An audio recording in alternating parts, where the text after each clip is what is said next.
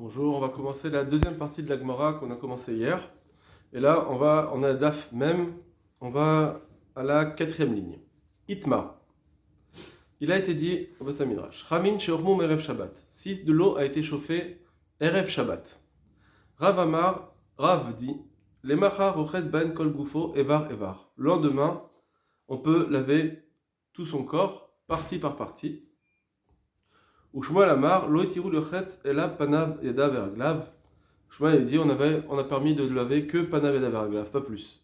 Donc il y a une marque locale entre Rav et Shmuel. On avait vu cette braïta déjà que on a vu une braïta qui dit si l'eau a été chauffée Rev Shabbat, le lendemain je ne peux pas me laver avec. Mais par contre, je peux faire panav yadav veraglav. La question elle est donc le Rav il vient amener une autre précision. Il dit donc en réalité on peut laver aussi tout le corps. Partie par partie. Ça veut dire qu'on ne le lave pas tout en même temps, on peut faire partie par partie. Et Shmuel nous dit, comme la Braïta, de façon sans aucune interprétation, panav yadav veraglav seulement, donc les mains, le visage et le pied. La Gemara vient opposer à Rav Mitivé, on oppose Ramin sheormum erev Shabbat, les macharoches panav yadav veraglav. Si on a chauffé de l'eau avant Shabbat, le lendemain on peut laver juste panav yadav veraglav. C'est marqué panav yadav veraglav, pas marqué Avalo kol gufo, pas tout son corps. On ne peut pas laver tout son corps. Tiutav derav. Donc voilà, ça c'est la braïta. Elle nous dit que si j'ai chauffé Erev Shabbat, je peux laver panav yadav veraglav et pas tout son corps. Donc est-ce que c'est une tiutav derav? Est-ce que ça vient être en contradiction avec Rav? Que lui il a dit on peut faire tout son corps. Bon, c'est vrai, partie par partie, mais il n'a pas dit panav yadav veraglav. Amar lecha Rav. Rav te dira, pour répondre à cette braïta, donc c'est un petit peu tiré par les cheveux, mais on va voir sa réponse. Lo kol gufo bebatachat. Ce qu'elle veut dire la braïta, on peut laver panav yadav veraglav, mais pas tout son corps. Il voulait dire pas tout son corps d'un coup. Et là, evar. Mais on peut laver partie par partie. Ça veut dire que effectivement, tu ne peux pas laver tout ton corps entier, juste panav yadav veraglav. Ça veut dire juste ces parties-là, mais pas tout ton corps entier. Ou bien partie par partie.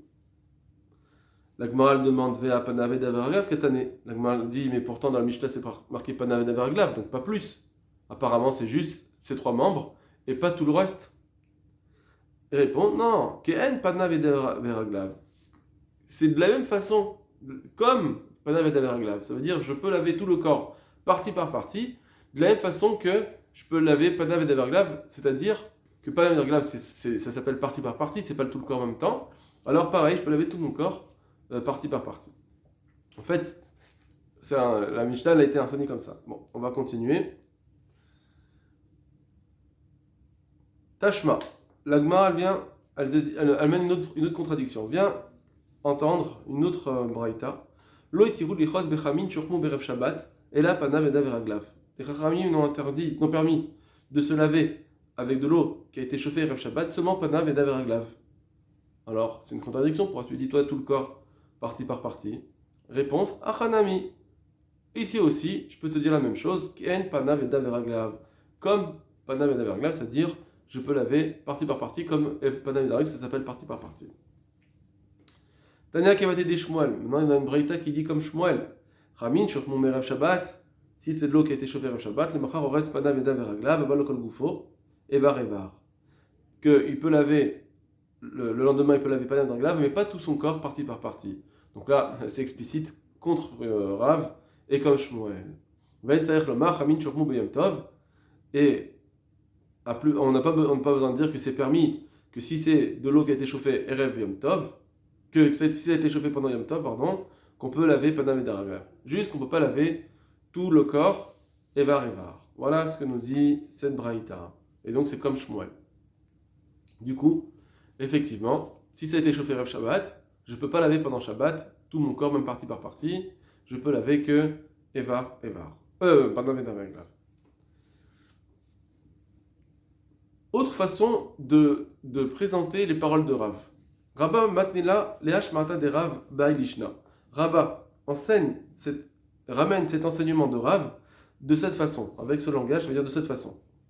Chamin shurmum erev Shabbat, de l'eau qui a été chauffée erev Shabbat, les machar, le lendemain, amar Rav nous dit, roches ben kol gufo, il peut laver tout son corps, ou meshayer evar echad, et laisser Par contre, il faut laisser un seul membre qui n'est pas lavé. Donc je peux laver tous mes membres sauf un. Comme ça, on marque la différence et ça marche pour ne pas faire ça suffit comme xéra. Donc lui, il nous dit que c'est plus la distinction de Rav, c'était pas juste de faire partie par partie. Il nous dit non, on peut laver tout le corps en même temps, mais juste qu'il faut laisser un membre. La Gemara, elle dit Itive kolanit yufta. On lui a opposé toutes les contradictions qu'on vient de dire. C'est marqué dans la Braïta, pas navet d'avera glave, pas plus. Va l'okol goufo. Donc là, tu peux plus me dire maintenant c'est Ken pas navet d'avera glave. Parce que lui il dit que non, c'est pas Ken pas navet. Ken pas navet d'avera glave, ça voulait dire tout le corps, mais partie par partie. Là, c'est pas vrai, je peux pas laver tout le corps. Donc, ou tu dis pas navet d'avera glave, ou tu dis tout le corps, partie par partie. Mais de dire tout le corps en même temps, sauf un membre, ça, on ne peut pas l'expliquer dans les braïtot. Et donc, tioufta, c'est une contradiction. Ok. On va sauter cette partie-là, parce que c'est plus vraiment notre sujet. Et on va descendre à Tanura Banan. Donc, c'est un petit peu c'est le dernier mot d'une ligne qui est un petit peu après le milieu. Tanura Banan. Donc c'est une abréviation Tav Resh. Tanura Banan. Les Chachamim ont enseigné dans la Braïta. Mechad Shepakaku Nekavav, des bains. Encore un Mechad, c'est des bains. Ils ont bouché les trous, c'est-à-dire pour préserver la chaleur. Donc ils ont fait ça, mais Erev Shabbat. Donc l'eau a été chauffée Erev Shabbat, et ils ont fermé pour que pendant Shabbat, ça reste chaud. Alors, les Motzei Shabbat, le lendemain de Shabbat, Motzei Shabbat, pardon, il peut tout de suite se laver. Alors que pendant Shabbat, on ne peut pas parce que c'est la Xéra. Mais même Motzei Shabbat, j'ai pas besoin d'attendre Bir Deshe Asou, d'attendre comme si c'était moi qui devais chauffer, attendre cette période-là. Non, j'ai pas besoin d'attendre cette période puisque comme l'eau n'a pas été chauffée pendant Shabbat, donc il n'y a pas eu d'interdit qui s'est fait, j'ai le droit de profiter de cette eau chaude tout de suite à Motzei Shabbat. Tout de suite Motzei Shabbat, j'ai le droit de me laver, je n'ai pas besoin d'attendre. Pakaku nekava merev Yom Tov. Si c'est pendant la veille de Yom Tov que l'eau a été chauffée, qu'ils ont fermé, ils ont bouché, les machar le lendemain, donc pendant Yom Tov, nirnas ou mezia, il peut rentrer et se laisser transpirer. Par contre, là, donc ça c'est permis, transpirer c'est permis. Et il pourra sortir pour se rincer. Donc s'il veut se rincer après avoir transpiré, il peut se rincer, mais par contre il doit sortir à l'extérieur. Parce que pendant Yom Tov, on a dit qu'on ne peut pas se laver pendant Yom Tov, on ne peut pas se laver, on ne peut pas se rincer. Par contre, de se rincer à l'eau froide, il pourra le faire à l'extérieur, pas à l'intérieur. Parce que si tu le fais à l'intérieur, les gens ils vont dire, en fait il ne s'est pas rincé, il s'est lavé. Donc il faut qu'il se rince à l'extérieur. Amar Rabbi Yehuda dit Maaseh ben Mechatz shel Bnei Brak. Il y avait une fois un bain public à Bnei Brak. Chez Pakikou Nekavav Berev Yom Tov. Qu'ils avaient bouché avant le Yom Tov. Les Machar, le lendemain, Nirnas Rabbi Elazar ben Azaria vers Rabbi Akiva. Le lendemain sont rentrés Rabbi Elazar ben Azaria et Rabbi Akiva. Veizi Obo, ils se sont laissés transpirer. Veyatsu, ensuite ils sont sortis. Venishtatfu Bet Achitzon, et ils sont rincés à l'extérieur. Donc apparemment, c'est comme ce qu'on vient de dire. Effectivement, on a le droit de transpirer à l'intérieur, mais pour se rincer, c'est à l'extérieur. Et là, par contre, là-bas, c'était quoi l'histoire? Chez Chamin, Shelom et Chopin Benesarim. L'eau chaude qu'il y avait là-bas était recouverte avec des planches. Pour ne pas sembler comme si j'utilise l'eau chaude, etc. Alors, ils se sont permis de faire cela, même de se rincer à l'extérieur, seulement avec une eau chaude. Si l'eau chaude était recouverte, comme ça, on voit bien qu'ils se sont rincés seulement avec de l'eau froide. Ils n'ont pas utilisé l'eau chaude. Kisheba adavar lifnei chachamim. Lorsque cette chose est venue aux oreilles des chachamim, Amrou, ils ont dit Afapi shen chamin shelom echupin benesarim. On a le droit de se rincer à l'extérieur, même si l'eau chaude n'est pas recouverte avec des planches. Ou misherabu vrai avera. Mais par contre, quand il y a eu une multiplication de gens qui transgressaient, il y a des gens qui allumaient le feu, ils chauffaient l'eau. Ils trilou les sorts ambatiot chez le krachin. Ils tirou les sorts, excusez-moi. Ils ont commencé à interdire même de se rincer à l'extérieur. Par contre, pardon, ils ont commencé à interdire de transpirer. Parce que les gens, ils allaient transpirer, ils disaient non, en réalité, ils se lavaient, et ils se disaient non, mais moi j'ai juste transpiré. Et donc, ils se lavaient avec de l'eau chauffée. Et donc, ils ont interdit de transpirer. Un batiot shel krachim, les bains, un batiot c'est des bains, shel krachim des grandes villes. Donc, comme c'était grands endroits, et donc l'eau, c'était pas très chaud, donc on transpirait pas facilement. Metayel Baen Venochashesh. Il a le droit de marcher là-bas, pour se promener entre guillemets, mais c'est-à-dire il a le droit de marcher là-bas s'il a besoin, et il n'a pas à craindre de peur qu'il va transpirer, alors qu'il y a une xéra qui a été dit de ne pas rentrer dans des bains pour transpirer. Les gens ils vont dire ah mais il est rentré pour transpirer. Non, j'ai pas à craindre parce que comme c'est pas fait pour ça, c'est pas des bains qui sont assez chauds pour qu'il y ait suffisamment il y a suffisamment de chaleur pour transpirer, donc c'était permis de marcher dans ces bains-là. Des bains qui sont dans les grandes villes. La Gemara demande, Mayovre Avera, c'est quoi cette histoire où il y a eu des gens qui ont commencé à transgresser? D'Amar Rabbi Shimon ben Pazi. Rabbi Shimon ben Pazi dit, Amar Rabbi Yoshua ben Levi, au nom de Rabbi Yoshua ben Levi. Mishum Bar Kapara, qui lui-même disait au nom de Bar Kapara. Bitrila, au début, Ayor Orsin Bechamin Shopon Berev Shabbat. Au début, avant les Xérot, c'était permis de se laver avec de l'eau chaude qui était chauffée Erev Shabbat. Itriloa Abalanim Leachem et Shabbat. Mais les gens qui s'occupaient, les responsables des bains, pour gagner de l'argent, ils ont commencé à chauffer pendant Shabbat. Et Veomrim, il disait Merev Shabbat Urmu. Il disait non, c'est la veille de Shabbat qui a été chauffée. Asro Tachami Vetiru Tazera. Alors ils ont commencé à interdire de se rincer avec de l'eau chaude. Par contre, ils ont permis de se laisser transpirer là-bas. Ils ont dit ça c'est bon. On n'a pas peur que les gens ils vont vouloir allumer les bains.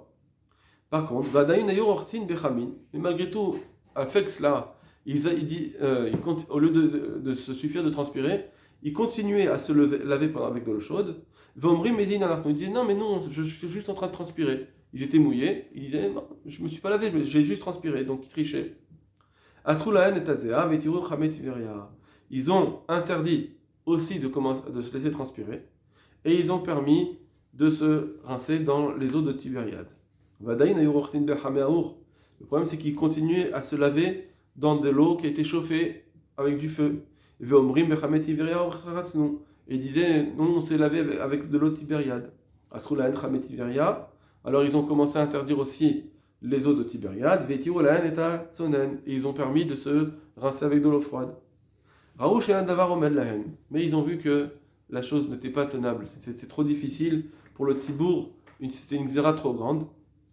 Alors ils ont à nouveau repermis les eaux de Tibériade, mais transpirer, la xéra elle est restée telle quelle, ça veut dire qu'ils ont continué à interdire de rentrer pour se faire transpirer. Amar Rava dit, quelqu'un qui transgresse une halakha des Rabbanan, Avariana, c'est permis de l'appeler Avarian. Keman, comme qui Aitana, c'est comme ce Tana-là de notre Mishnah, puisque cette Mishnah nous dit qu'ils ont transgressé, et c'était en vrai Avera, et c'était des minéraux bananes.